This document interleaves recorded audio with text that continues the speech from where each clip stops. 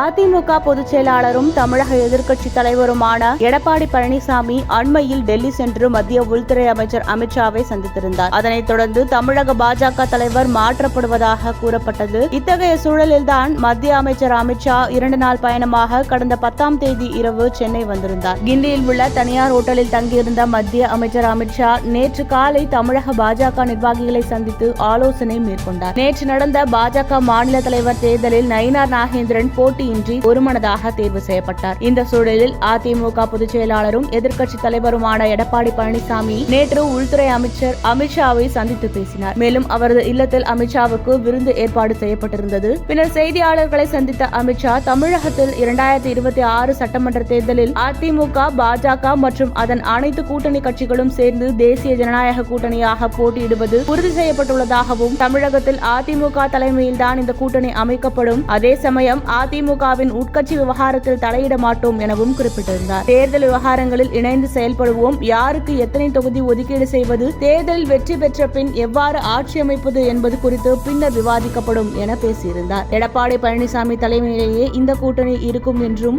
மேலும் 2026 சட்டமன்ற தேர்தலில் எடப்பாடி பழனிசாமி தான் முதல்வர் வேட்பாளராக இருப்பார் எனவும் அறிவித்தார். 2026ஆம் ஆண்டு தமிழகத்தில் தேசிய ஜனநாயக கூட்டணி ஆட்சி அமைக்கும் என்று அவர் நம்பிக்கை தெரிவித்திருந்தார். ஏற்கனவே எக்காரணத்தை கொண்டும் எந்த ஒரு சூழலிலும் பாஜகவுடன் அதிமுக கூட்டணி அமைக்காது என எடப்பாடி பழனிசாமி கூறியிருந்த நிலையில் தற்போது அதிமுக பாஜக கூட்டணியை உள்துறை அமைச்சர் அமித்ஷா உறுதி செய்திருப்பது குறிப்பிடத்தக்கது.